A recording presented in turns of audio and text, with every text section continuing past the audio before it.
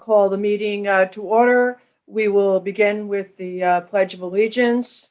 I pledge allegiance to the flag flag of the United of the States United of America States of America and to the republic for which it which stands, stands one one nation, nation under under God, God, indivisible, indivisible, with with liberty and for all. justice for all. Thank you.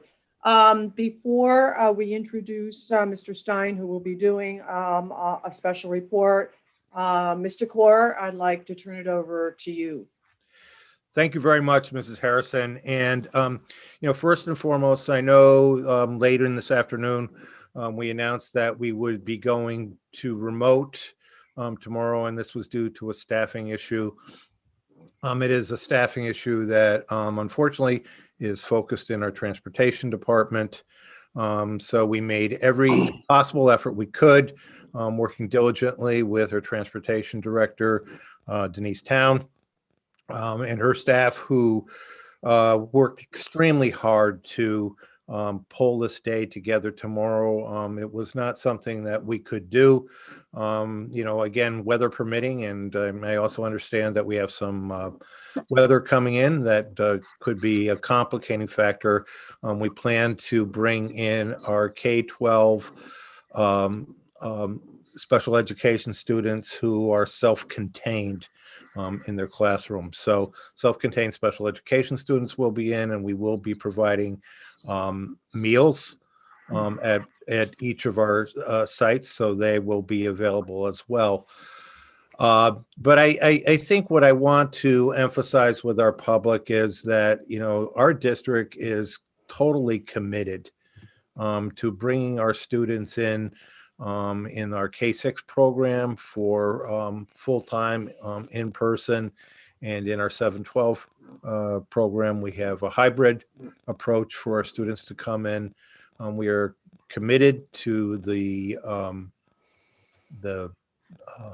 principle of bringing our students in for full-time learning. We will do everything always in our power to modify plans, to make adjustments, to allow that to happen. And that's certainly how we will work through at this point in time. So we will work as a goal to get our students back in school on Wednesday. I cannot make any promises, quite honestly, at this time.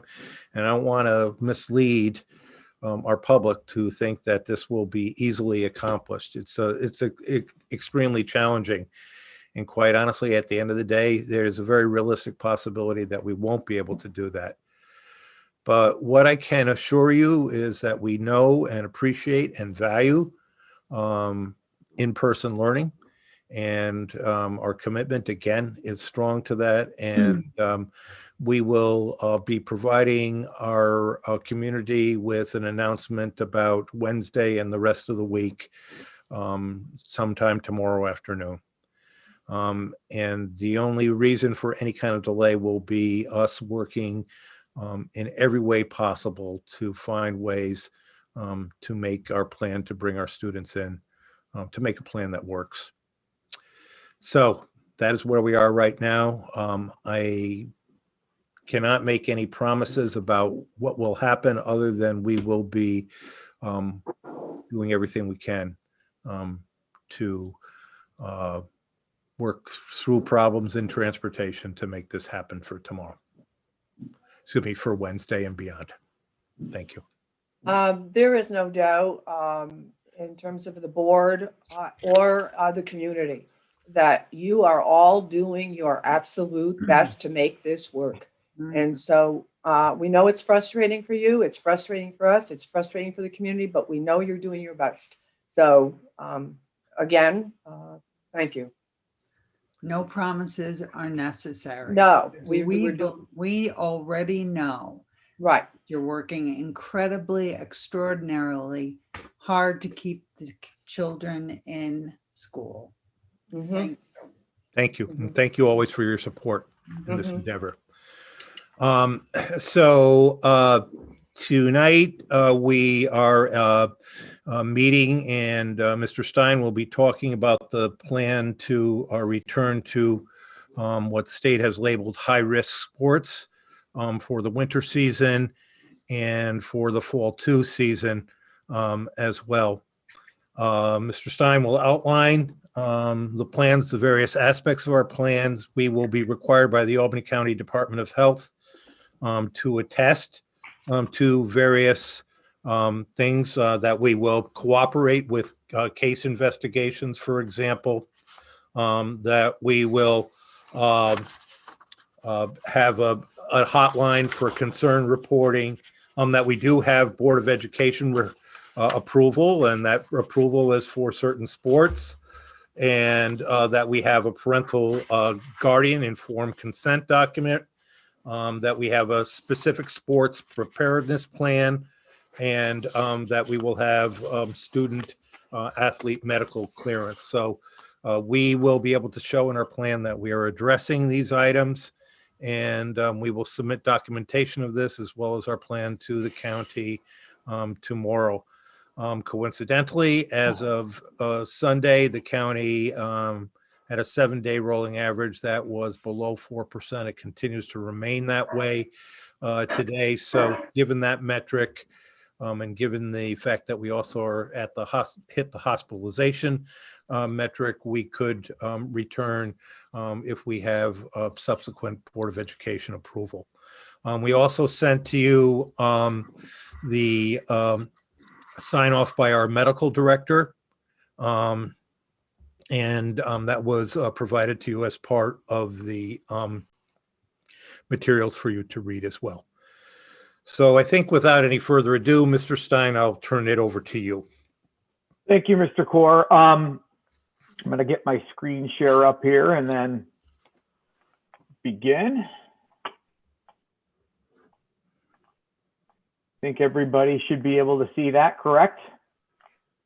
It's loading right now. We soon will be able to see it. Here we are. Yeah, here we are. Yeah. Okay, so first and foremost, I want to thank the board this evening for giving me the time to talk in some detail about our proposal and plan to implement high-risk sports for the winter and fall 2 season with your approval.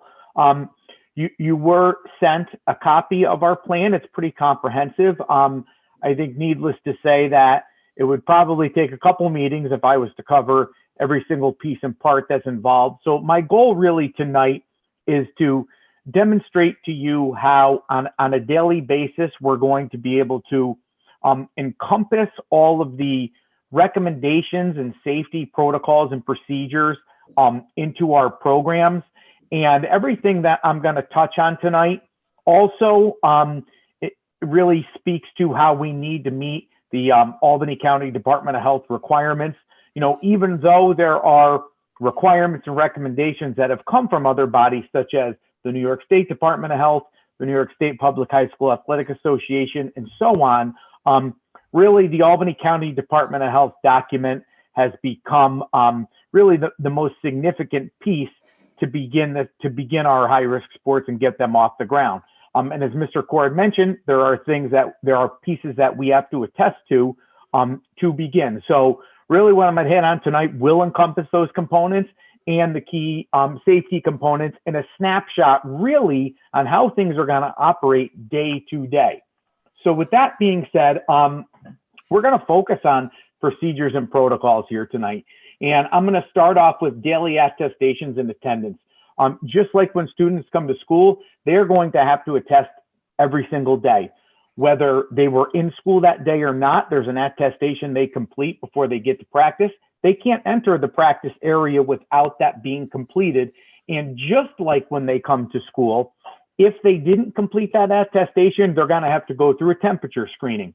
And when we say everyone has to attest, that means everyone. That's officials on a match or contest day. That would be scorekeepers or scoreboard operators, managers, and media. Everyone will need to attest before they come into any of our spaces where we practice or compete. The attendance records are also a part that are required. So my coaches will be using digital platform to keep track of their attendance.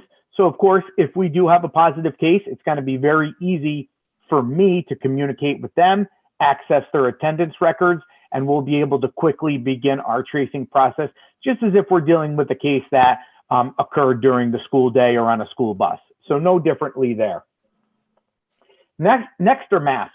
And the bottom line is this: masks are up at all times.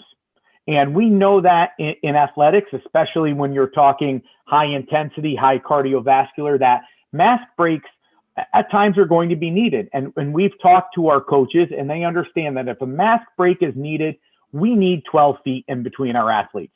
Now, when we were outside, really the standard was we want to be 6 feet or more. We're stressing that when we are inside, when we need to take a mask break, we want our student athletes to be at least 12 feet apart. They need to wear them when they're competing. So that's going to be for all of the high-risk sports that are included in this presentation tonight that we're asking for your approval for. And I will say that, you know, a lot of people have asked, well, what about in the sport of wrestling, which is probably the one sport that you'd say is most difficult? There is a mask that is designed for wrestling that our athletes are going to be wearing. So even when competing in wrestling, like everything else, masks will be worn. They have to be over the nose. That's something that, you know, in general, we find a lot of kids, whether it's in sports or during the school day, they're guilty of. We've really hit this hard with the coaches that we are going to be vigilant, that a mask up means not just over the mouth, but over the nose. Just like during the school day, gaiters are not allowed, okay? And we're going to encourage our athletes to really think about a quality cloth mask, especially one that's designed for athletic purposes. They just stay up better. They stay in place better during vigorous activity. It's not going to be required, but we're really going to encourage they look into a quality athletic type of mask. And really, to allow for mask breaks, just like we did in our fall season, it's maximizing substitutions. If it's a basketball game, you may be substituting much more frequently than you would under a normal circumstance. If it's in a hockey game, same thing. So hockey lends itself to a lot of substitutions, and they do in general anyway. So I don't think this is going to be too much of a stretch for them. Cheer competition will be simple. They perform their routine in about a 2 to 3 minute period, and then they get to break and separate and take a mask break. So that shouldn't be too difficult either. So utilizing substitutions are a key component to allowing kids to take appropriate mask breaks. Cohorts and pods. So first, each team, we consider each of our teams a cohort. And when I say a team, I'm referring to a specific level. Our girls varsity basketball team is a team. Our girls JV basketball team is a team. They are two separate cohorts. Previously, we may have considered the girls basketball program, and there would be a lot of mixing in practices to make each other better, to utilize each other's two different teams in drills. That's not the case. Each of our teams are separate cohorts. They practice in their own spaces, and they don't commingle. To the point where we've made it very clear that when we have practice times, one group is out before the other group is coming in. We know that it's natural for kids as they're in passing, they want to chat and spend some time with each other before beginning, but we're taking that out of the equation. We're keeping the teams separate. So when I refer to a cohort, it is an individual team. The next piece is pods.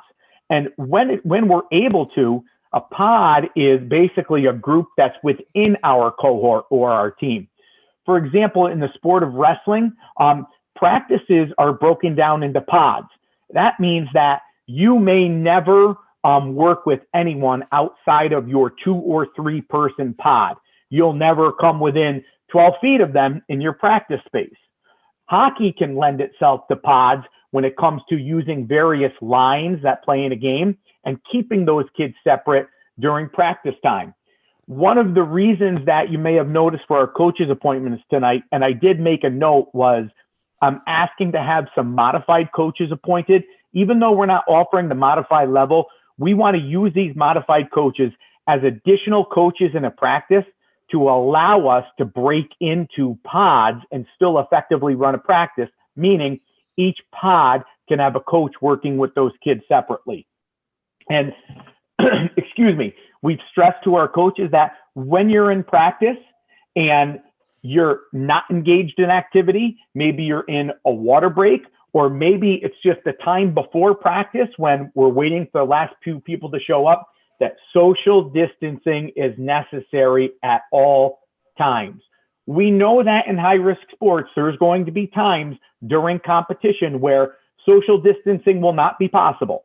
We know that. But we know that we can stress that when we're not in one of those moments, when we're engaged in that activity, that we can respect social distancing.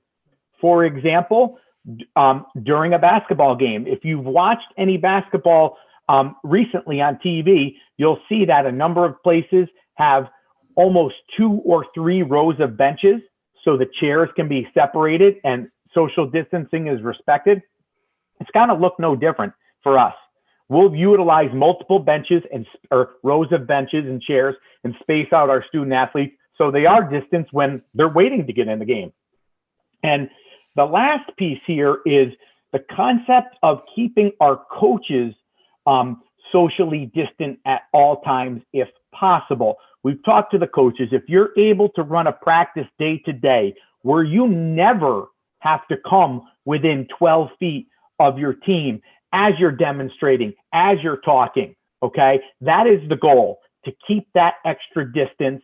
So if, we did have a case, we can say that we're set up so our coaches never come in 12 feet or close contact with our athletes. Equipment, PPE, and facilities.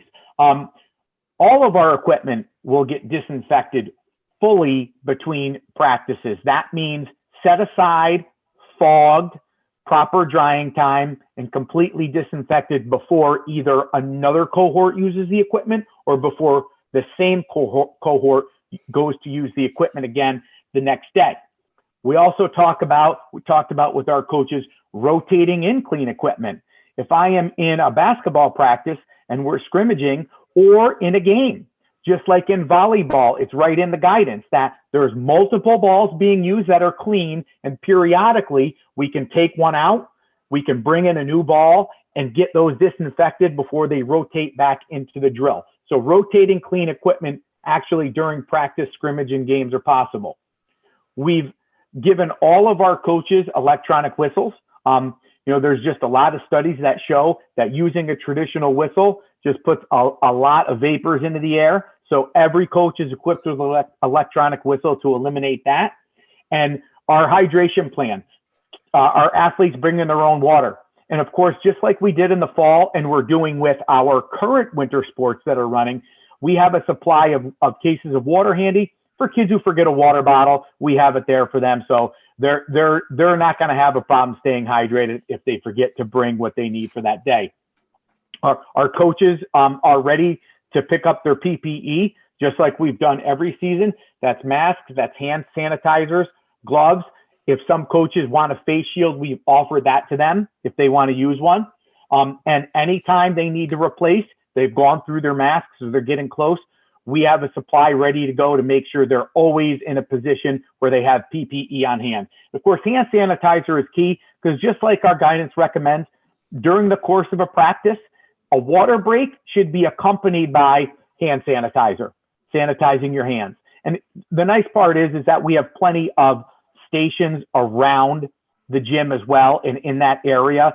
So lots of opportunities for kids to keep their hands sanitized even during practice.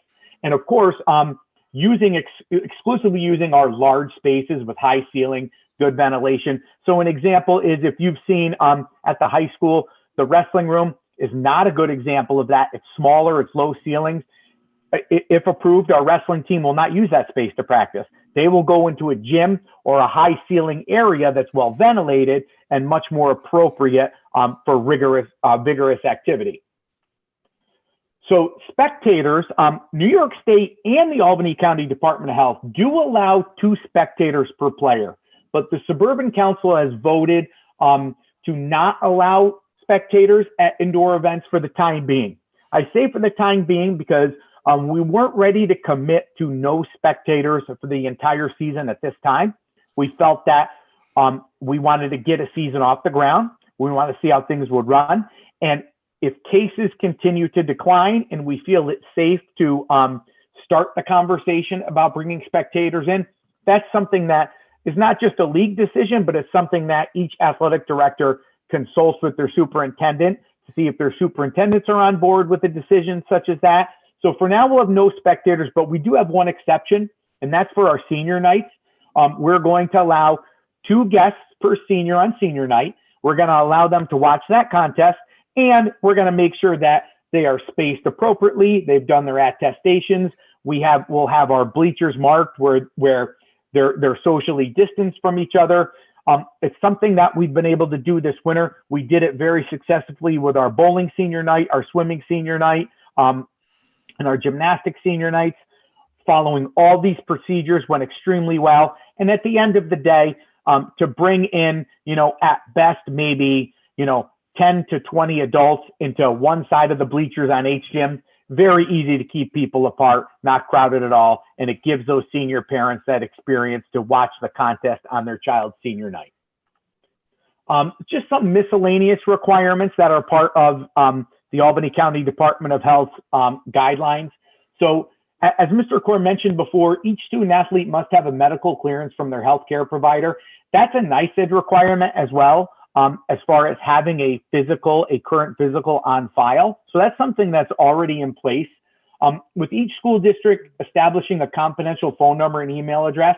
So I had the opportunity to work with communications today, and that information is on the athletics page right now. And in that area, we have a phone number. We have our athletics@ncolony email. And then the third thing we've added as well is a Google form where if somebody wants to confidentially report something, they don't have to put their name or attach an email to it. They could submit the form and it is anonymous. So those 3 components are up on our athletics page as we speak, that we're able to get that accomplished today. And also the concept of us developing a player pledge. This is something that is a recommendation by the Albany County Department of Health, but this is something that we're going to do. And Miss Murray, who's our girls faculty athletic manager, is just about complete with our player pledge. And to give you an idea, this is a pledge that we're asking our student athletes and families to basically commit not just to our safety protocols, but to commit to, if we have a case or if they are positive, they're committing to doing everything in their power to help with contact tracing.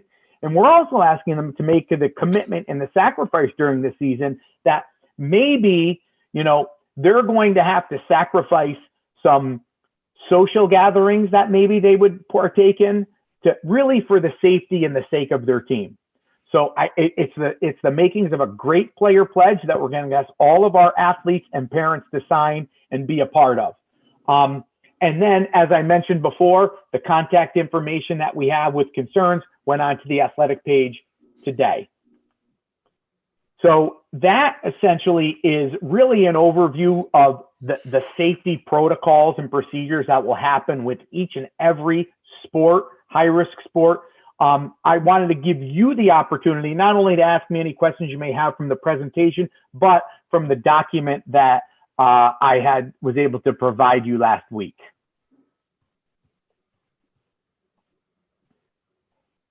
Does the board have any questions about the document? Mrs. Nardolillo? Mary, you're muted. I'm sorry. You're muted. I'm sorry about that. I do have a question about the spectators. Now, I'm not very familiar with this, Matt, so you can help me out. Okay. Do we have colleges come to watch these games to kind of scout out the students? I thought that might be a concern that parents were having by not having the season. Mm-hmm. So would we allow the colleges in as spectators, or is it no spectators? So the answer is, as long as they attest and follow our procedures, the answer is yes. So we don't consider a college scout or someone from the media a spectator. Okay. Right? they're there obviously for media coverage, or because they're interested in one of our athletes. Oh. So they will be allowed in. Also, I can speak for our facility that we recently installed a camera in the H gym that is meant for athletics. It's called the Huddle Cam, and we have the ability to stream our contests. It's a great tool because it's also an instructional tool for coaches. They can record practice and immediately be able to analyze it, and they can pick which camera they want to use from their phone. But then at the same time, we're also going to be able to stream any contest that takes place. It's great because it also has a camera that's focused and locked on our scoreboard. So we don't have to get into any production, meaning the person who's operating our scoreboard, you're going to be able to be at home watching the basketball game and seeing the scoreboard, the clock tick down and the score change. So what we have found is, though there is a desire for coaches to sometimes come and attend, and we have a process for that, they're also really thrilled to be able to watch a stream of the contest as well, and just eliminate the possibility of even having to come in the gym. But we're ready for media and for college coaches if they want to. Thank you. Do we, Mr. Johnson? I had a couple of questions. This is from the document, Mr. Stein. The ongoing requirements, the first of which is if the school is closed for in-person education due to an increase in COVID cases, how does some, and of course, when this was written and when I actually wrote the question down, we didn't know yet, but how does something like tomorrow impact? Tomorrow the district is closed. Would that cancel the athletic competitions as well? It's for staffing. I can answer that, Sam. It's for staffing and not for COVID. Okay, so it's only if we are closing in-person instruction because of COVID cases in the classrooms or in the school buildings somehow. Correct. Yep. Okay. And we've already, I'll just add real quick, we've already had this situation occur in December when we went remote, but it was because of staffing. We continued bowling, gymnastics, and swimming. And that was, as the season started to wear on in the fall and cases started to tick up and there was more school closures across the state really due to staffing, that's where there was a ruling from the state saying that if you close due to staffing, you're okay. It's just cases. If you're closed to cases, you have to shut down athletics. And who makes the call? And this would be for Mr. Core. Who makes the call? Does that come from the county in terms of closing for cases as opposed to staffing?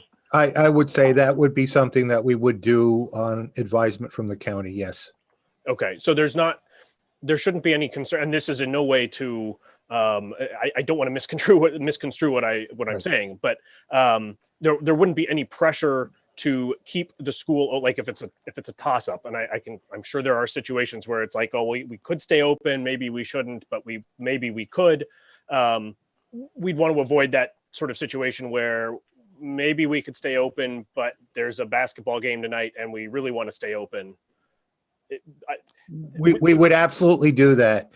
And I will go on record as having said that, when we have consulted with county health and it was kind of put back in our court, we erred on the conservative side. Tend to just defer to their judgment more than anything else. Okay. Absolutely. Always deferring to their judgment. And then another question I had, there are a lot of recommendations in here that seem to rely on family support, driving, extra equipment purchases, things like that. Are students whose families might not be in a position to provide that kind of support, are we going to find a way to take care of them, to make sure that their equipment is on the same level as their peers and that they are still able to get the appropriate transportation and things like that? Absolutely. So I'll speak on the equipment first. I will be honest with you. Other than our recommendation for families to consider like a little bit higher quality mask, which is a recommendation, not required, because we'll give a kid 5 brand new paper masks if they go through it in a practice, right? We're always going to give them the appropriate PPE, but and maybe you can give me a specific example. I'm not sure of any additional equipment other than normal I was just thinking that in gets terms of mentioned. the wrestling masks or something Oh, like yeah, that. well, that's something that we're doing through the athletic department. Yeah, because that's a special mask. Yes, that's something that we are providing. Yep. Okay. Yep. And then what are we doing? I should already know the answer to this question, but the Mhm. gyms in which basketball and wrestling and stuff will compete, those are the same gyms we've been using for physical education throughout the semester. Mhm. Okay. So we're not dealing with, are we looking to do anything to increase the ventilation in those when we bring in people from other schools to compete? I feel pretty confident that due to the sheer size, the ceiling height, and that the numbers that Brian Kraft was able to crunch for us as far as the quality of the ventilation in those spaces, that I think we're okay. The one thing is we're not bringing in a basketball game is still going to be 12 students, 10 people right? on the court, right? Right. So we're not looking to do anything from a large event standpoint where it could be more than normal. So I'm pretty confident that right now we could have in our H gym at the high school, it divides into 3 sections, and we may have 3 different phys ed cohorts in there participating in something vigorous, right? That really could be more than what's on a basketball court during a game. So I feel pretty safe that we're going to be okay from a ventilation standpoint because we'll keep our number of competitors down. Okay. I'm just thinking that the trade-off there is that the basketball game is considerably longer than a period of gym class. Yeah. And I think if we factored in spectators too, like if there was spectators, I think you can make an argument that there's a lot more, people breathing in that space too. So you take them out of the equation, and the fact that things are opened up even more, I think really helps that situation. Okay. Sam, we also have a high saturation of MERV 13s throughout the district. They've arrived and been installed right now. And I suppose as an additional measure, we could prop some doors and add some outside airflow in there as well. I mean, that would be something you'd want to talk to an engineer about rather than me. One of the things that I apologize that, I didn't mention in my presentation because it wasn't about sport specific, but the sport of cheerleading is going to be virtual, meaning when they compete, they will compete in front of our camera and they will be judged virtually. The judges will be in another location watching the video. So the nature of our performance will not be any different. We just won't be bringing in groups and teams all, converging on one location, waiting to perform. Our group's got to be able to come into the gym, perform, and leave. So that there's a virtual component, so to speak, that's been added to cheerleading for this season. Hey, Matt, quick question. I know last meeting you gave us a rundown of what scheduling would look like. I know it's just obviously been a couple changes. Could we just get a quick rundown of what winter and fall 2 seasons could look like? Yeah, so right now, this winter season that, obviously with the board's permission, hopefully can begin tomorrow or Wednesday. The goal is to try to get things started tomorrow. So essentially, it cannot go past March 13th. And the hope is really in the sport of basketball and hockey, begin games as early as the middle to late part of next week. The goal is try to play 2 to 3 games a week. For cheerleading, they need a little bit, even though they are only required 6 practices before they compete, that's just not a reality. They need a little bit more time to prepare a routine. So they're going to compete about 3 times, and they're going to start, if they are able to get started tomorrow or Wednesday, they're going to compete about 2 weeks out. And wrestling, we just don't know yet. We have to wait and see how many schools are going to participate, and that'll dictate. But we're probably looking at maybe, around 8 competitions, 1 team versus 1 team, none of the traditional tournament style that you would see with wrestling in the past. It's just 1 school versus 1 school. Basketball and hockey, we would love to get 10 to 12 contests. Cheer, we know, is going to be 3. Wrestling, we hope, is somewhere around 8. And then, if possible, a culminating league championship. Again, still having to end by March 13th, but it's like we did in the fall, put together a little tournament. The only difference this time is instead of committing 3 or 4 days of our very short season to a tournament, is you may get eliminated from the tournament, but we're still going to get you 1 or 2 more games to finish out the season. Is that kind of what you're, and actually, Matt, I'll say one more thing. Our scheduling right now is going to be week to week because schools come online. We have schools that are already a week in. So I can't say to you, I'm going to have a season scheduled by next week, but I can say to you, I'll have a schedule for next week soon. And then maybe after that, we can commit to the rest of the season. But I think going week to week is probably going to make more sense for us right now. Yeah, you'll probably have some flexibility like all the pros did. But no, it sounds like a great plan. And I think it's great that the kids are going to get something. Are there any other questions for Matt? Mrs. Pangburn? Do you, Mrs. Pangburn, do you have a question? Yes, it took me Okay. a moment to get off. Okay. Mute. The plan document that we got, the guidance document, is that published or need to be filed or anything like that, or is that just for board use? So it is something that we will link on the athletics page, and we don't have to officially file it with the county, but we have to sign an attestation saying that it's been approved. Okay, then I'll just point out to you, it's probably just a typo. On page 11, Okay. the very first sentence says that the NYSDOH has determined that basketball, and that probably should be ice hockey. Oh, and cheerleading, all of them say basketball there. Page 11.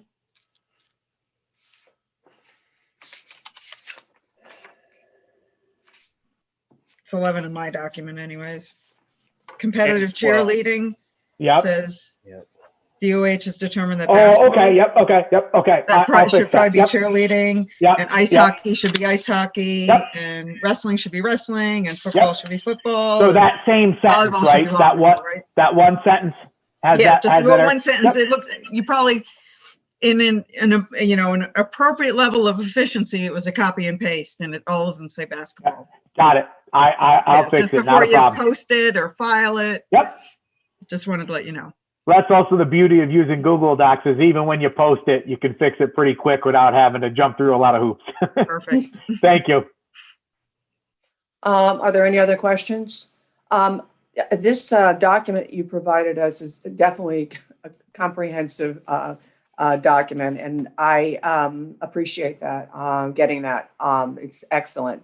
And the pandemic has taken a harsh toll on a lot of our students. And I think whenever we have the opportunity to restore some semblance of normality to their school life, we have to seize that opportunity. And I personally have every confidence that our coaches and our student athletes will do the right thing. You mentioned when you were speaking to us the last time that our students took this very seriously. And I really believe they will be devoted to the adherence to the safety and health protocols. So that being said, I'm also happy that you're allowing a few extra spectators at senior night. Senior night is a big night for our athletes, and I think that's great. And again, back to what I just said, the player pledge is, I think, a very good idea, and I think that's wonderful. So I know you have certainly my support for this, and I hope we can open up more opportunities across the board for more students throughout the district, and not just athletics. I'm very happy we're doing this, but in all areas of student life. So. Thank you. Mr. Clore. And Mrs. Harrison, I think you far more eloquently than I expressed my sentiments, but I was going to make a statement that I think, this is an excellent example here where we can provide our students with a chance for community at a time when community has been more difficult. I wholeheartedly support Mr. Stein's plan and appreciate the great effort that went into it. I'd also like to note that, and I know that this is Mr. Stein's second appearance in front of the Board of Yeah. Education to speak on this matter as well. And thirdly, in terms of the other point you made, that, we can begin to look at how do we provide opportunities, more engaging opportunities for students in the arts, in areas, in clubs, in extracurriculars, and in activities such as robotics as well. Mhm. So I am in full support of what we've done here, and I know we will be able to attest to all the categories that the county has asked us to provide such as attestation for. Is the board ready to move to a motion now? Anybody, everybody okay? All right. I'd like a motion to approve the district's plan to return to winter and fall high-risk sports. Mr. Cannon, I move to approve the district's plan to return to winter and fall to high-risk sports as recommended by the superintendent of schools. thank you. And a second, Mrs. Pangburn, any questions or comments? I think, Mr. Johnson?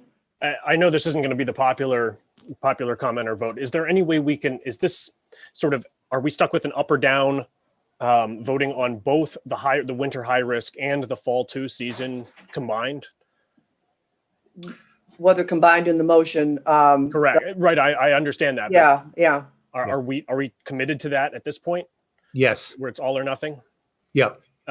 Just because from my perspective, I understand the importance of athletics to the community, to the athletes, to the coaches, and I in no way want to lessen or make less of all of the work that has been done by the athletic department to do everything they can to make sure that this is a safe endeavor.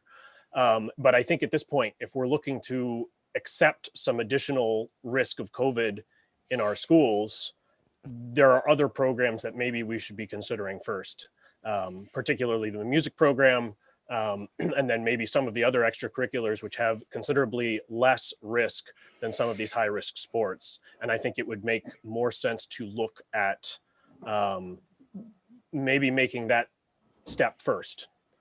And I know I'm probably alone on that, and I understand, and that's okay. But I just felt like that needed to be said. I don't disagree with you about the importance of those activities, Sam, and I am fully in support of us looking at ways in which we can provide those opportunities for students as well. Can I just ask, because I fully agree as well that, all these activities, it'd be so great to get these for all the kids, but if I'm understanding correctly, those have not been approved by the state yet, right? So even if all of us on this call approve of it, which I don't want to speak for everyone, but I think we all do, we can only vote on what we can vote on, correct? There has not been a statement made by New York State on those specific activities.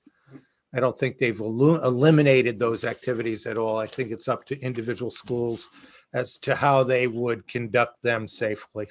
And some of that also I know has come down to staffing in terms of the school day ending at 4:00 and so on. All right. Are there any other questions or comments? Hearing none. All in favor?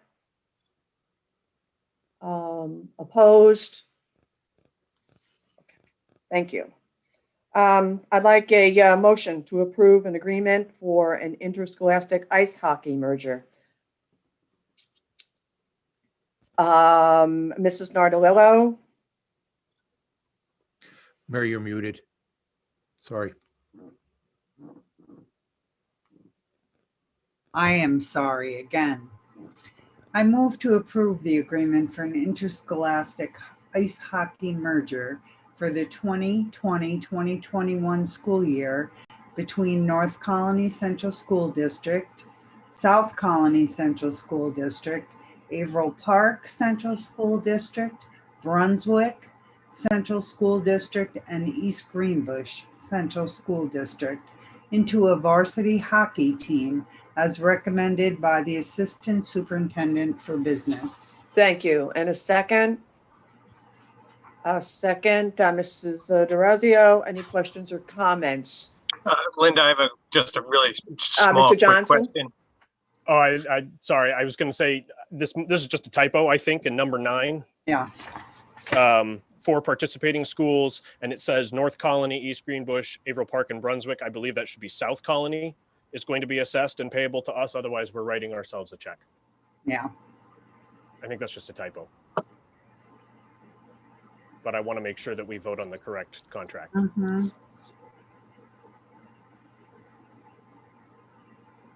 Okay, noted. All right, okay, all in favor? Opposed? Okay, thank you. I'd like a motion to approve personnel actions. Mrs. Nardolillo, I move to approve personnel actions as recommended by the Superintendent of Schools. thank you. In a second. Ms. Grinnell, any questions or comments? Hearing none, all in favor? Thank you. I'd like a motion to adjourn. Ms. Brunel and Mrs. Pangburn, all in favor? Thank you very much. All right, thanks, Mr. Stein, and thank you. Thank you, everyone. Thank you, Matt. Yeah, Thank thank Have a you, good everyone. evening. Thank you. Thanks, Good job. everybody. Great Take job. care. Yeah, bye. Bye, Brooke. Hi. Hi, Brooke.